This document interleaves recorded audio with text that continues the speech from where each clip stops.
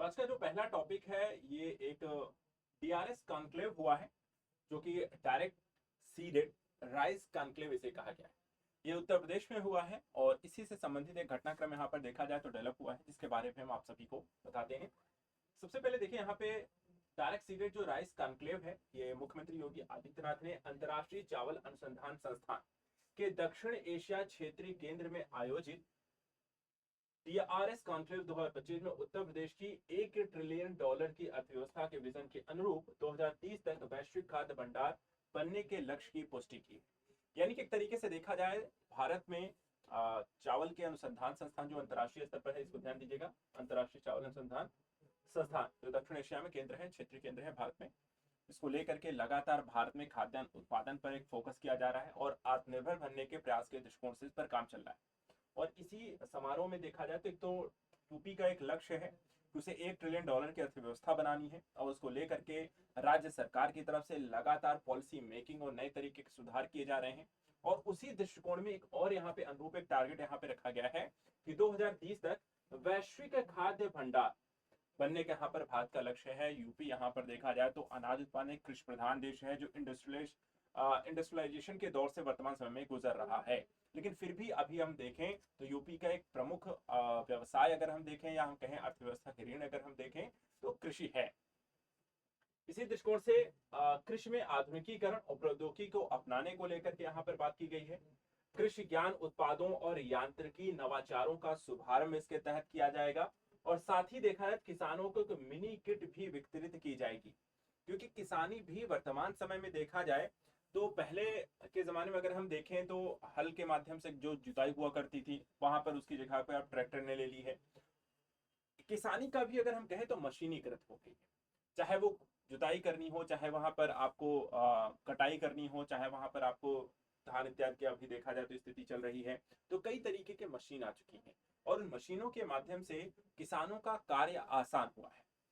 इस तरीके से एक जानकारी जो है किसानों को बेहतर और वर्तमान के नवाचार और मशीनीकृत व्यवस्था से उन्हें परिचित भी कराना है, ताकि उसका वो ज्यादा बेहतर तरीके से उपयोग कर सके। कॉन्क्लेव के बारे में देखा जाए, कॉन्क्लेव होता क्यों है, इस तरह के सम्मेलन जब होते हैं तो एक चीज हमेशा ध्यान रखिएगा, यहाँ पे नीति निर्माता, वैज्ञानिक, उद्योग जगत के लोग एक मंच पर आते हैं।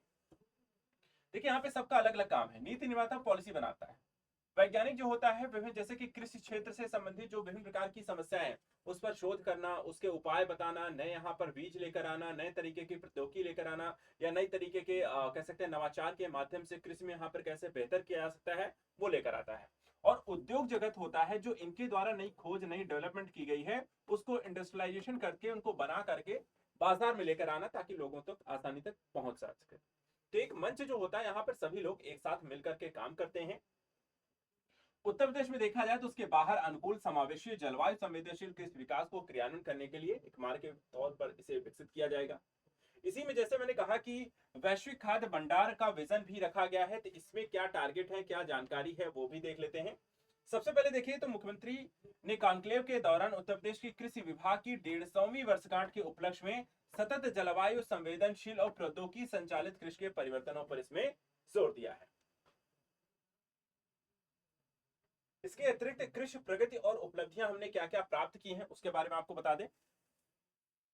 तो उत्तर प्रदेश वर्तमान समय देखा है जो डेटा है, थोड़ा सा ध्यान रखिएगा। उत्तर प्रदेश भारत के खाद्यान्न उत्पादन में प्रमुख योगदान करता है। कृषि योग्य क्षेत्र का केवल 11% जो है देश के में होने के बावजूद राष्ट्रीय उत्पादन का करीब 21% यूपी योगदान करता है। यानी कि यूपी में जो कृषि योग्य क्षेत्र है वो 11% देश के अनुरूप, और उसका लेकिन उत्पादन के मामले में देखा जाए जो योगदान कर रहा है वो 21% करता है।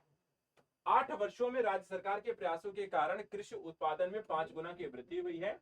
अनाज, दालें, तिलहन और सब्जियां देखा जाए तो यहाँ पर विशेष रूप से ग्रोथ जो ज्यादा यहाँ पर उत्पादन आपको देखने को मिल रहा है वो इनमें दिखता है। इसके अलावा मृदा स्वास्थ्य कार्ड, फसल बीमा, किसान सम्मान निधि योजना जैसे पहल जो है वो किसानों के दृष्टिकोण से किए गए हैं, जिससे किसानों को भी इसका लाभ प्राप्त हुआ है। प्रतिवर्ष 10 करोड़ से अधिक किसानों को यहाँ पर इसके माध्यम से लाभ पहुंचाने का प्रयास किया जा रहा है। इसके अतिरिक्त अगर हम राज्य में देखें तो 4 कृषि विश्वविद्यालय हैं जो कृषि से संबंधित विभिन्न प्रकार की स्थितियों से लोगों को अवगत कराते हैं, समस्याओं का समाधान ढूंढते हैं, नई यहाँ पर तकनीकी को विकसित करते हैं। साथ ही यहाँ पर आपको जो छात्र हैं जो पढ़ने जाते हैं उनको भी कृषि और उससे संबंधित क्षेत्रों की संबंधित जानकारी यहाँ पर देते हैं। यह विश्वविद्यालय अनुसंधान का भी काम करते हैं, प्रशिक्षण का भी काम करते हैं और ज्ञान के साझाकरण के रूप में भी कार्यरत हैं। पारंपरिक कृषि ज्ञान भी देखा जाए तो ये क्या होता है, मुख्यमंत्री ने इस बात पर जोर दिया है कि उत्तर प्रदेश की समृद्ध कृषि परंपराएं काला नमक चावल जो कि जिला एक उत्पाद पहल का हिस्सा है, ऐतिहासिक महत्व रखती है और भगवान बुद्ध के द्वारा महाप्रसाद के रूप में इसे अर्पित किया जाता है। तो ये एक बड़ा यहाँ पर डेवलपमेंट है जो कि यूपी में हुआ है चावल को लेकर के, डायरेक्ट सीडेड राइस कॉन्क्लेव 2025 और उससे संबंधित यहाँ पर कुछ तकनीकी जानकारी। अगले यहाँ पे देखिए, एक लगातार इंडिया में एक कोल्ड ड्रिफ्ट को लेकर के चर्चा का विषय रही, एक ऐसी सिरप जिसके कारण कई सारे छोटे बच्चों की यहाँ पर जान चली गई। इसकी जानकारी जैसे ही हुई तेजी से यहाँ पर देखा जाए तो इसको लेकर के न्यूज आती है, उसके मामले की संज्ञान लिए जाते हैं और पता चलता है कि यहाँ पर बिना जांच पड़ताल के एक यहाँ पर सिरप बना दी जाती है, डॉक्टरों के द्वारा उसको प्रिस्क्राइब कर दिया जाता है, बच्चों को दी जाती है और कई राज्यों में कई बच्चों की यहाँ पर मृत्यु हो जाती है। उसके पश्चात सरकार के द्वारा एक्शन लिया जाता है और कोल्ड ड्रिंक पर एक एक करके कई सारे राज्यों ने बैन लगाया, जिसमें अब तक 12 राज्य जा चुके हैं। इसी में नई कड़ी में मध्य प्रदेश सरकार के द्वारा भी कोल्ड ड्रिंक सिरप को बैन किया गया है। तो ये थोड़ी सी जो जानकारी है इसके बारे में आप सभी को देते हैं। तो मध्य प्रदेश में कोल्ड ड्रिंक सिरप को लेकर बैन लगाया गया है। चर्चा का विषय क्यों रहा है और इसमें इस सिरप पर या दवाई पर जो बैन लगाया गया है मध्य प्रदेश सरकार के द्वारा, किडनी फेल होने के कारण कई बच्चों की मृत्यु हो गई, जिसका कारण कोल्ड ड्रिंक सिरप की बिक्री पर पूर्ण प्रतिबंध लगाया जा रहा है। तमिलनाडु सरकार के द्वारा जांच में पाया गया कि कोल्ड ड्रिंक सिरप के नमूनों में 48.6% डायथिलीन ग्लाइकॉल था, जो कि एक विषैला रसायन है तथा किडनी को गंभीर रूप से नुकसान पहुंचाता है। तो जो विषैला तत्व है वो भी ध्यान रखिएगा, एग्जाम में कई तरीके के प्रश्न बनते हैं। कोल्ड ड्रिंक सिरप जो यहाँ पर बच्चों की मृत्यु का कारण बना वो किस कारण से या किस तरीके का विषैला पदार्थ पाया गया है। थोड़ा सा बता देते हैं आपको, डाइथिलीन ग्लाइकॉल यानी कि डीजी होता क्या है। देखिए यहाँ पर इसकी उपस्थिति पर राज्य स्तर पर प्रतिबंध लगाया गया। औषध एवं प्रसाधन सामग्री अधिनियम 1940 के तहत राष्ट्रव्यापी विनियामक कार्यवाही प्रारंभ की गई है। डाइथिलीन ग्लाइकॉल जो है एक रंगहीन मीठे स्वाद वाला औद्योगिक रासायनिक पदार्थ है, जिसका उपयोग प्रायः ब्रेक फ्लूइड्स में किया जाता है और एंटीफ्रिज के रूप में भी करते हैं। अब समझिए, ऐसा पदार्थ जिसका उपयोग आप ब्रेक फ्लूइड और एंटीफ्रीज के रूप में कर रहे हैं, अगर आप उसे सिरप में मिला देते हैं तो यहाँ पर किसी की जान न चली जाए तो उसका यहाँ पर क्या तर्क है। एक तरीके से ये जो समस्या है भारत में, किसी भी दवाई को बनाने के बाद क्या यहाँ पर उसकी जांच पड़ताल नहीं हुई, क्या सरकार के स्तर पर या जो विभागीय स्तर पर क्या उसकी जांच नहीं हुई, ये जांच ये बाद में क्यों हो रही है, जब यहाँ पर इतना ज्यादा मुद्दा, क्या पैसा बनाने के चक्कर में कई बार यहाँ पर समस्याएं इस तरीके से बन जाने के बाद एक्शन क्यों लिया जाता है।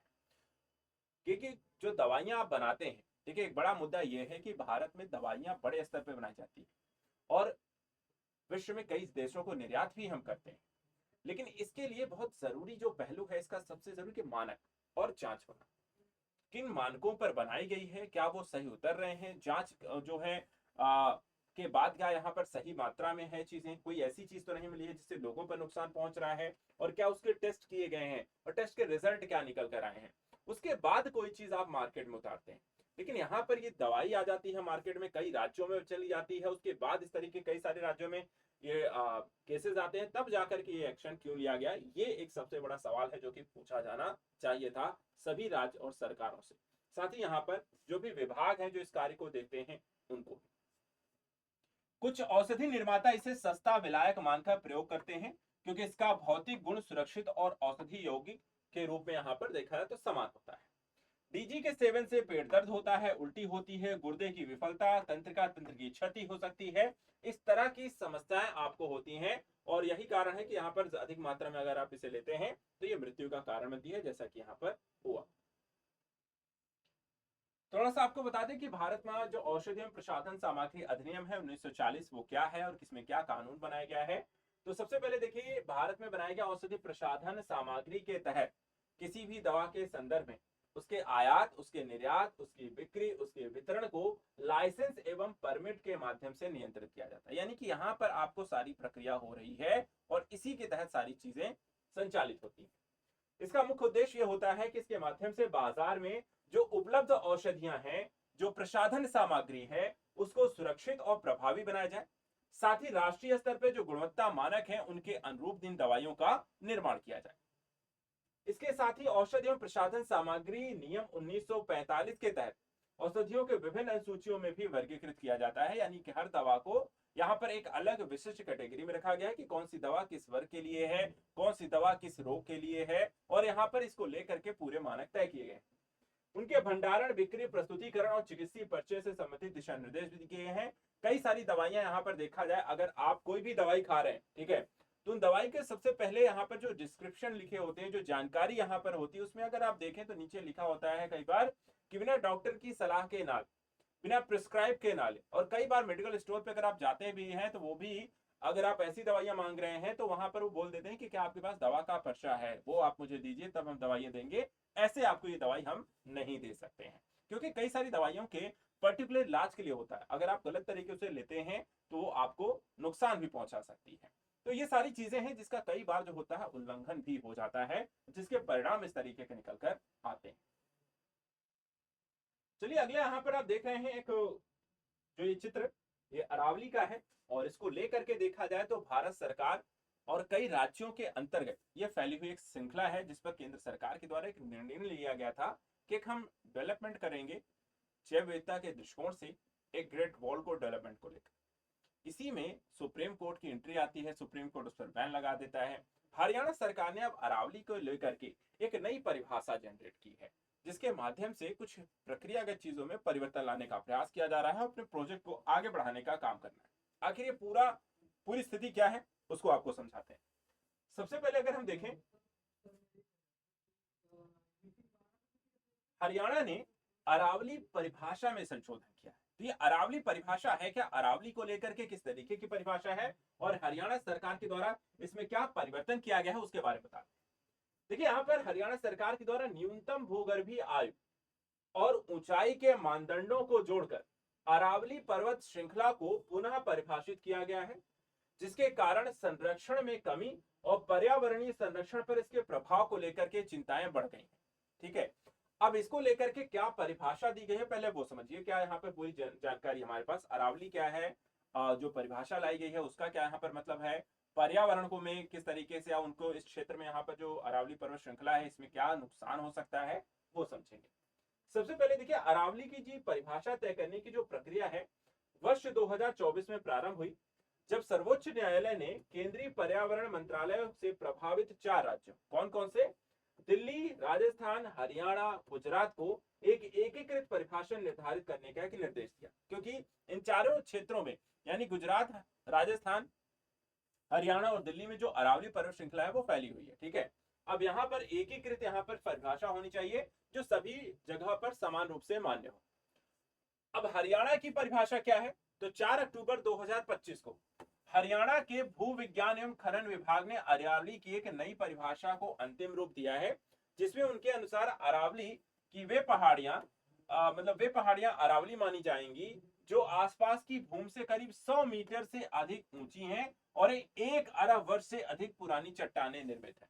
अब ये समझिए, अगर 100 मीटर से ऊंची नहीं होंगी, क्योंकि देखिए बहुत पुरानी, अगर आपने भूगोल जब हम पढ़ते हैं तो भूगोल पढ़ते समय आप यहाँ पर जानते हैं कि पहाड़ और पर्वतों का क्या होता है कि लंबे समय से उनका अपक्षय अपर्दन होता रहता है, जिसके कारण वो घिस जाते हैं काफी लंबे समय से। ठीक है, और अरावली अगर हम जैसी पर्वत श्रृंखला देखें जो बहुत पुरानी यहाँ पर आपको पर्वत श्रृंखला है। अब इसको लेकर के 100 मीटर ऊंचाई का जो मानक यहाँ पर है वो राजस्थान के मानक के अनुरूप है, किंतु जहां राजस्थान का वर्गीकरण खनन पर केंद्रित है वहीं हरियाणा का वर्गीकरण संरक्षण पर केंद्रित है। ठीक है, देखिए डिफरेंस यहां पर आपको 2 राज्यों में दिखाई देता है अलग अलग दृष्टिकोण से। अब हरियाणा के जो नए मापदंड हैं राजस्थान और भारतीय भूवैज्ञानिक सर्वेक्षण के मानकों के अनुरूप वैज्ञानिक रूप से मापने योग्य और क्षेत्र सत्यापन योग्य बताए गए हैं, जिसे विशेषज्ञ तकनीकी सुधार के बजाय नीतिगत यहां पर देखा जाए परिवर्तन के रूप में इसे अब देखा गया है। अब मुद्दा ठीक है, चलिए एक परिभाषा तो यहां पर आपने दे दी, जिस दृष्टिकोण से दी है वो भी ठीक है। फिर यहाँ पर क्वेश्चन आता है कि पर्यावरणविद फिर परेशान क्यों है, तो वो मुद्दा यहाँ पर समझ लीजिए। देखिए, पर्यावरणविद जो है, या कहते हैं आपको विशेषज्ञ जो हैं, उसको कहते हैं कि जो नई परिभाषा यहाँ पर आपने दी है, इससे संरक्षण का दायरा जो है वो सिमट सकता है। इसका रीजन क्या है? क्योंकि गुरुग्राम, फरीदाबाद, नूह जैसे क्षेत्रों में जहां भू आकृति जो है वो 100 मीटर की ऊंचाई के मानक को पूरा ही नहीं करती है, यानी आपने एक ऐसा मानक सेट कर दिया है जो अरावली पर्वत श्रृंखला में कई क्षेत्रों में पहुंचती ही नहीं है। इसके कारण वनाच्छादित अरावली क्षेत्रों में निर्माण गतिविधियां बढ़ जाएंगी, यानी आप उन क्षेत्रों में निर्माण के प्रोजेक्ट को अनुमति दे देंगे, वहां पे काट छाट होगी, पर्वतों को भी काटा जाएगा, जो वन इत्यादि क्षेत्र हैं उनको भी हटाया जाएगा, और इस तरीके से अरावली पर्वत श्रृंखला को आप यहाँ पर उस पर्यावरण क्षेत्र को आप बदल कर रख देंगे। इसके साथ ही एक तर्क यह भी दिया गया है, संरक्षणों का कहना है कि देखिए, चट्टानों की जो आयु है उसकी आधार पर नहीं बल्कि छानीदार वनों, जैव विविधता, भूजल, पुनर्भरण और जीवित परिदृश्यों के आधार पर परिभाषित किया जाना चाहिए था। यानी कि आप तो अगर पर्यावरण के संरक्षण की बात करते हैं तो फिर आप यहाँ पर उसकी ऊंचाई को मानक क्यों तय कह रहे हैं?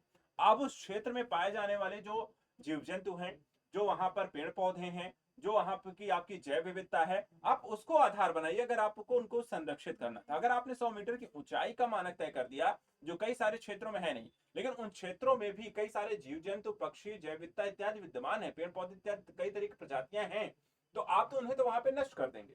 तो एक तरीके से देखा जाए, जो मानक यहाँ पे तय किए गए हैं एक विरोधाभासी की स्थिति को क्रिएट करते हैं। अब जीएसआई का यहाँ पे दृष्टिकोण क्या है वो भी समझिए।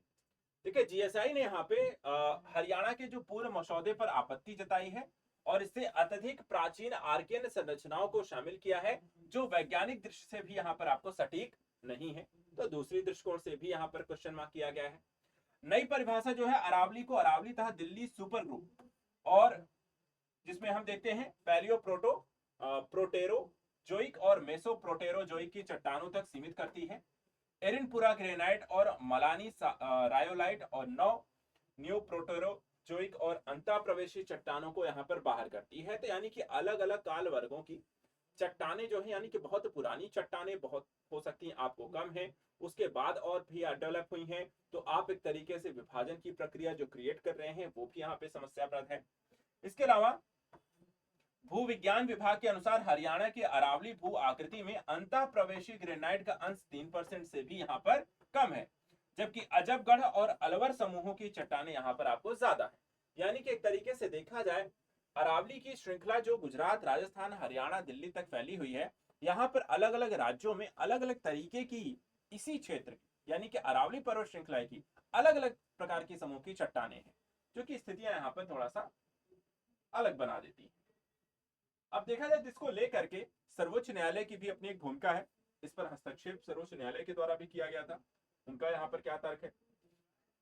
देखिए, सर्वोच्च न्यायालय ने दिल्ली, राजस्थान, हरियाणा और गुजरात की अरावली की एक समान परिभाषा तय करने का एक निर्देश दिया था कि आप सभी राज्य मिलकर के परिभाषा यहाँ पर तय करें। राज्यों को यह भी है कि पर्यावरण के अनुरूप यहाँ पर आपको मानक सेट करने हैं। प्रस्तावित जो नई परिभाषा है वो पूर्व न्यायिक निर्णयों, विशेषकर राजस्थान द्वारा वर्ष 2011-12 में ऊंचाई आधारित मानदंड अस्वीकार करने वाले निर्णय से भी विरोधाभासी, यानी कि सुप्रीम कोर्ट ऑलरेडी इस तरीके के निर्णय पर विरोध जता चुका है और निर्णय दे चुका है कि वो यहाँ पर इसको मान्य नहीं करेंगे। तो हरियाणा सरकार द्वारा वैसा नियम वापस से बना देना, फिर तो यहाँ पे सुप्रीम कोर्ट के नियमों का यहाँ पर एक उल्लंघन है, जो डिसीजन वो दे रहे हैं उसका उल्लंघन भी है। इससे अरावली पर्वत श्रृंखला की परिभाषा सीमित होगी और संरक्षित क्षेत्र घटेंगे। विकास हेतु यहाँ पर पुनर्वर्गीकरण की संभावना भी आपको बढ़ सकती है। तो ओवरऑल प्रोस्पेक्टिव अगर हम देखें, यहाँ पर हरियाणा सरकार द्वारा परिभाषा ही ऐसी तय की गई है जिससे उनके प्रोजेक्ट को वापस यहाँ पर काम पे लाया जा सके और अरावली पर्वत श्रृंखला जो होती है उनके कार्य, विकास प्रोजेक्ट और तरीके की स्थितियों में बाधा ना बने। अब चलिए बताते हैं कि अरावली को संरक्षित करना इतना जरूरी क्यों है, उसकी इंपॉर्टेंस यहाँ पर क्यों है। देखिए, विश्व की सबसे पुरानी पर्वत श्रृंखलाओं में से एक है अरावली। ठीक है, दिल्ली एनसीआर के क्षेत्र में मरुस्थलीकरण को रोकने और पारिस्थितिकी संतुलन बनाए रखने में भी यहाँ पर अरावली पर्वत श्रृंखला का सबसे बड़ा रोल है। यानी राजस्थान का जो थार मरुस्थल है, अगर अरावली पर्वत श्रृंखला ना होता तो धीरे धीरे इसका विस्तार जो होता है वो दिल्ली तक भी हो सकता है, यानी कि दिल्ली भी एक मरुस्थलीकृत क्षेत्र भी बन सकती है। अरावली दिल्ली वलित पट्टी गुजरात से दिल्ली तक फैली हुई है और मुख्यतः क्वार्टजाइट, सिस्ट, फिलाइट, डोलोमाइट और संगमरमर जैसी चट्टानों से निर्मित है। यह श्रृंखला थार रेगिस्तान के प्रसार को भी नियंत्रित करने में निर्णायक भूमिका निभाती है। तो इस तरीके से यहाँ पर अरावली पर्वत श्रृंखला को लेकर के हरियाणा सरकार की जो नई परिभाषा है वो अपने आप में क्वेश्चन मार्क जरूर बनती है। चलिए अगला जो टॉपिक है वो है वर्ल्ड कॉटन डे। कपास के उत्पादन को लेकर के, इसके संरक्षण को लेकर के, कृषि क्षेत्र में बढ़ावा देने को लेकर के, उससे जुड़े हुए यहाँ पे संसाधनों को विकसित करने को लेकर के, अंतर्राष्ट्रीय स्तर पर किसानों को जागरूक करने को लेकर के वर्ल्ड कॉटन डे मनाया जाता है। इस बार क्या खास रहा वर्ल्ड कॉटन डे पर, क्या विशेष पहल हुई, क्या यहाँ पर इससे जुड़ी घटनाएं हैं, क्या इससे जुड़ी यहाँ पर तथ्यात्मक जानकारी है, वो आप सभी के साथ में शेयर करता हूँ। सबसे पहले देखिए यहाँ पे विश्व कपास दिवस जो है इस बार यहाँ पे चर्चा का विषय क्यों है, तो केंद्रीय मंत्री गिरिराज सिंह और पवित्रा मार्गरेटा ने 7 अक्टूबर को नई दिल्ली में विश्व कपास दिवस 2025 के समारोह में भाग लिया। यह कार्यक्रम वस्त्र मंत्रालय और भारतीय वस्त्र उद्योग परिसंघ द्वारा संयुक्त रूप से आयोजित किया गया था, जिसमें विषय था कपास 2040 प्रौद्योगिकी, जलवायु और प्रतिस्पर्धात्मकता। तो देखा जाए तो एक और टारगेट कपास को लेकर के भारत सरकार के द्वारा रखा जा रहा है और वो भी 2040 के लिए लेकर रखा जा रहा है, यानी कि 2025 से 2040 अगले 15 सालों में कपास को लेकर के हम यहाँ पर किस तरीके की इसमें प्रौद्योगिकियों को शामिल करना, जलवायु परिवर्तन से निपटना और साथ ही साथ यहाँ पर देखें कि हम इसको प्रतिस्पर्धी बना सके वैश्विक यहाँ पर बाजार में। अब इसको लेकर के देखा जाए तो विश्व कपास दिवस की जो स्थापना हुई थी वर्ष 2019 में हुई थी, जब उप सहारा अफ्रीका के 4 कपास उत्पादक देशों जिसमें थे बेनिन, बुर्किना फासो, चाड और माली, जिन्हें सामूहिक रूप से कॉटन 4 कहा जाता है, ने 7 अक्टूबर को विश्व व्यापार संगठन को यह दिवस मनाने का प्रस्ताव दिया था। ठीक है, तो अगर आपसे पूछा जाए कि कॉटन 4 में शामिल 4 देश कौन से या किन्हें कहा जाता है, तो इनका नाम ध्यान रखिएगा, सभी उप सहारा अफ्रीका के हैं, बेनिन, बुर्किना फासो, चाड और माली। 2019 से विश्व कपास दिवस हमने मनाना शुरू किया है।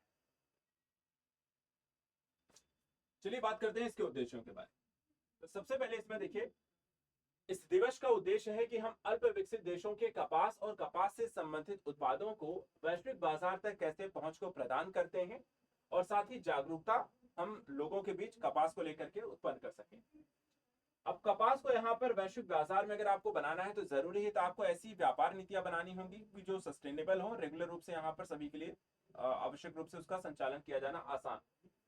विकासशील देशों को कपास मूल्य श्रृंखला के प्रत्येक चरण में अधिक लाभ प्राप्त करने में उन्हें सक्षम बनाया जा सके और साथ ही साथ भारत में एक नियंत्रण प्रणाली को भी इसके लिए शुरू किया गया है। क्या है? भारतीय कपास निगम। इसकी स्थापना हुई थी 1970 जुलाई 1970 में वस्त्र मंत्रालय के अंतर्गत। इसका उद्देश्य क्या था? मूल्य समर्थन उपायों के माध्यम से कपास के मूल्य को स्थिरीकृत करना और इसके अतिरिक्त यह निगम घरेलू वस्त्र उद्योग का व्यवसायिक खरीद परिचालन के माध्यम से समर्थन करता है और विशेष रूप से कम उत्पादन वाले मौसमों में एक तरीके से कपास उत्पादक किसानों की सहायता भी करता है। कपास से संबंधित कुछ तथ्यात्मक जानकारी आप सभी को दे देते हैं। देखिए, शीर्ष 5 कपास उत्पादक देश विश्व में कौन से हैं? तो नाम ध्यान रखेंगे। पहले स्थान पर है चाइना, दूसरे पर है भारत, तीसरे पर है ब्राजील, चौथे पर है संयुक्त राज्य अमेरिका और पांचवे पर है पाकिस्तान। विश्व के टॉप 5 यहाँ पर कपास उत्पादक ये देश हैं। ये पांचों देश मिलकर के विश्व का करीब 3/4 से अधिक हिस्सेदारी कपास के क्षेत्र में रखते हैं। भारत देखा जाए तो विश्व में कपास का सबसे बड़ा उत्पादक है, जो कुल वैश्विक कपास उत्पादन का करीब देखा जाए तो कितना रखता है? 23% है। और कपास से विश्व में लगभग 2.4 करोड़ उत्पादक को आजीविका मिलती है और 10 करोड़ से अधिक परिवारों को यहाँ पर लाभ भी प्राप्त होता है। तो एक बड़ा व्यवसाय है भारत में। इसके अलावा कपास जो है विश्व में पॉलिएस्टर के बाद दूसरा सबसे अधिक प्रयोग किए जाने वाला रेशा है, जो कुल रेशा मांग का करीब देखा जाए तो 20% है। तो विश्व में सबसे ज्यादा प्रयोग किया जाने वाला पॉलिएस्टर है, दूसरे नंबर पर देखा जाए तो कपास है। और 80% कपास का जो उपयोग होता है वो परिधानों में किया जाता है। शेष कपास उपयोग घरेलू वस्त्रों और औद्योगिक उत्पादों के लिए किया जाता है। तो ये कपास से संबंधित यहाँ पे कुछ इंपॉर्टेंट फैक्ट। चलिए, एक और दिवस यहाँ पे मनाया गया था, इंटरनेशनल अभिधम्म दिवस। अभिधम्म जो कि बुद्ध धर्म से जुड़ा हुआ है, बौद्ध संस्कृति का परिचायक, साथ ही लगातार देखा है तो बौद्ध धर्म से जुड़ी हुई स्थितियों को उससे जोड़ने का, उससे सम्मान देने का, उस संस्कृति के संरक्षण के लिए कहीं ना कहीं इंटरनेशनल अभिधम्म दिवस यहाँ पर मनाया जाता है। तो इस बार यहाँ पे क्या खास है अभिधम्म दिवस के अवसर पर, उसके बारे में आप सभी को थोड़ी सी जानकारी देते हैं। सबसे पहले देखिए यहाँ पे अंतरराष्ट्रीय बौद्ध परिसंघ, जिसको हम कहते हैं आईबीसी, ने गौतम बुद्ध विश्वविद्यालय, अंतरराष्ट्रीय बौद्ध शोध संस्थान और संस्कृति मंत्रालय के सहयोग से 6-7 अक्टूबर 2025 को उत्तर प्रदेश के ग्रेटर नोएडा में स्थित गौतम बुद्ध विश्वविद्यालय में अंतरराष्ट्रीय अभिधम्म दिवस यहाँ पर आयोजित किया। अभिधम्म दिवस जो है एक तरीके से देखा जाए तो यह अवसर स्मरण करता है जब बुद्ध ने अपनी माता महामाया के नेतृत्व में तफ्तीशा स्वर्ग देवताओं को अभिधम्म का उपदेश दिया था और बाद में इसे अपने शिष्य अरहंत सारिपुत्र के साथ यहाँ पर साझा किया था। तभी से देखा जाए तो आपको अभिधम्म दिवस को उस दृष्टिकोण से ही यहाँ पर मनाया जाता है। यह दिन देखा जाए तो भगवान बुद्ध के 33 दिव्य जीवों 34 देवलोक के स्वर्गलोक से उत्तर प्रदेश के संक्सिया यानी कि सगिंसा बसंतपुर फर्रुखाबाद में अवतरण का भी स्मरण कराता है। इस स्थान का महत्व यहाँ स्थित अशोक के हाथी स्तंभ की उपस्थिति से भी प्रदर्शित होता है।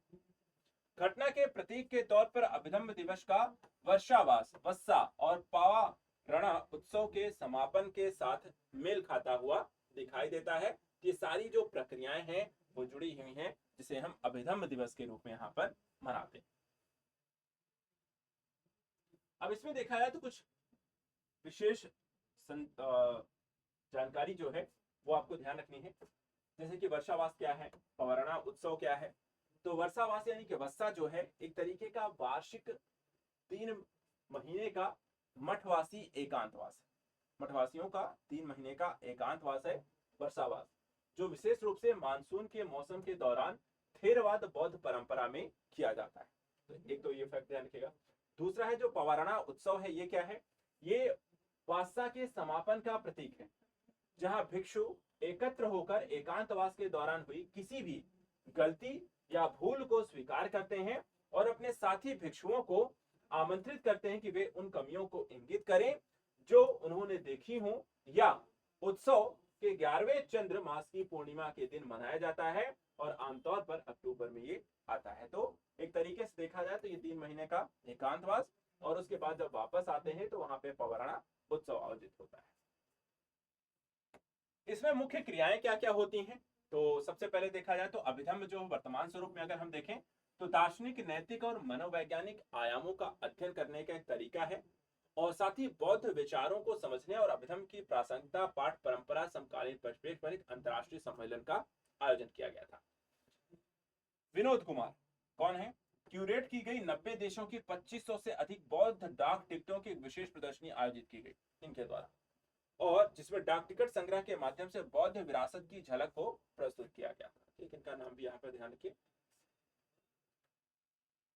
इसके अतिरिक्त 2 विषयगत प्रदर्शनियां आयोजित हुई, जिसमें शरीर और मन पर बुद्ध का प्रभाव, बुद्ध का धम्म तथा पिपरवा अवशेषों पर प्रकाश डालने वाली प्रदर्शनी भी यहाँ पर शामिल रही, और बुद्ध की आध्यात्मिक और सांस्कृतिक विरासत पर इसमें प्रकाश डाला गया है। तो 2 फिल्मों का भी प्रदर्शन किया गया था, एशिया में बुद्ध धम्म का प्रसार और कुशोक बकुला रिनपोचे, एक असाधारण भिक्षु की अद्भुत कहानी, जिसका निर्देशन डॉक्टर हिंडोल सेनगुप्ता के द्वारा किया गया था। तो फिल्मों का नाम भी कई बार अलग परिप्रेक्ष्य यहाँ पर परीक्षा में बन सकता है, ये भी हम ध्यान रखें। जाते जाते आपको अभिधम्म के बारे में भी थोड़ा सा, अभिधम्म जो पिटक, इससे जुड़ा हुआ एक पहलू भी आता है जो परीक्षा में कई बार आपको पूछ लिया जाता है, वो भी आपको बता देते हैं। अभिधम्म पिटक के बारे में थोड़ा सा रिवाइज करा दें। अभिधम्म पिटक देखा जाए तो 3 पिटकों में अंतिम है, जो पाली कैनन त्रिपिटक का हिस्सा है और थेरवाद बौद्ध धर्म के सबसे लोकप्रिय ग्रंथों में से एक माना जाता है। यह सुत्तों में दिए गए बुद्ध के उपदेशों का विस्तृत शास्त्रीय विश्लेषण और सारांश प्रस्तुत करता है। साथ ही इसमें बौद्ध धर्म का दर्शन, सिद्धांत, मनोविज्ञान, दार्शनिक तर्क, नैतिकता और ज्ञान मीमांसा शामिल है। त्रिपिटक के अन्य शेष पिटक में विनय पिटक आता है, सुत्त पिटक आता है। विनय पिटक की बात करें तो ये संघ के भिक्षुओं और भिक्षुणियों के लिए आचरण के नियम कहे जाते हैं। और साथ ही अगर हम देखें इसमें आपको सुत्त पिटक जो है बुद्ध और उनके निकट शिष्यों के द्वारा दिए गए सुत्त यानी शिक्षाएं और प्रवचन यहाँ पर इसमें शामिल होती हैं। अभिधम्म पिटक में देखा जाए तो आपको 7 पुस्तकें आती हैं। इसमें से पहला जो है धम्म संगणी है जो घटनाओं की गणना करता है। दूसरा जो है विभंग है जो कि संधियों की पुस्तक है। तीसरा धातु कथा है जो तत्वों के संदर्भ में चर्चा करता है। चौथा इसमें पुग्गला पनट्टी है जो कि आपको व्यक्तित्व का विवरण है। पांचवा है कथा वत्थु जो कि विवाद के बिंदु के संदर्भ में है। छठी जो है यमाका है जो पुस्तकों का युग्म है। और पथना जो कि संबंधों की पुस्तक है। भारत सरकार के द्वारा पाली भाषा को शास्त्रीय भाषा भी घोषित किया गया है और अभिधम्म पिटक सहित थेरवाद बौद्ध ग्रंथों की प्रमाणिक भाषा के रूप में इसके महत्व को भारत सरकार के द्वारा मान्यता भी प्रदान की गई है। तो इस तरीके से वर्तमान के संदर्भ में भी देखा है तो भारत सरकार के द्वारा बौद्ध धर्म के संरक्षण को लेकर के लगातार प्रयास किए जा रहे हैं और अभिधम्म दिवस का मनाया जाना उसी के एक प्रतीक के रूप में देखा जा सकता है। तो डेली करंट अफेयर्स के तहत आज के हमारे सारे टॉपिक यहाँ पर फिनिश होते हैं। आप सभी यहाँ पर आज के जो टॉपिक है इनका रिवीजन करके नेक्स्ट यहाँ पर लेक्चर में मिलेगा। ठीक है, डेली टॉपिक का डेली पढ़ते चले, जो भी चीजें हो रही हैं उनको यहाँ पर रिवाइज करते चले और जो भी जानकारियां हैं वो करंट के साथ साथ उसको जीके स्टैटिक जो पोर्शन है सामान्य अध्ययन के साथ भी रिलेट करते चले, जो कि हम इसीलिए आपको साथ साथ रिवाइज कराते चलते हैं। इससे आपको पढ़ने का एक तरीका भी मिलता है और साथ ही करंट और सामान्य अध्ययन का साथ में यहाँ पर अध्ययन और रिवीजन भी होता रहेगा। ठीक है, तो आज के सत्र को यहीं पे समाप्त करते हैं। मिलते हैं नेक्स्ट सत्र में कुछ और ऐसे इंपॉर्टेंट टॉपिक्स को लेकर के। Thanks so much and good luck.